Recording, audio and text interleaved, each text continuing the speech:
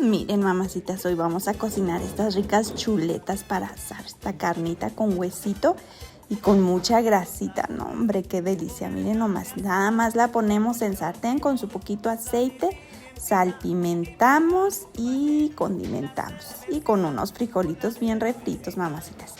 Miren, ya nos están quedando nuestros frijolitos y nuestra carne. Ay, qué rico huele, mamacitas. Ay, esta comidita está rápida. Ya lo que se tarda en cocer la chuletita y ya lo servimos, mamacitas. Y así tienen por ahí una ensaladita, unos nopalitos y sus tortillitas bien calientitas con su salsita, mamacitas, y a disfrutar.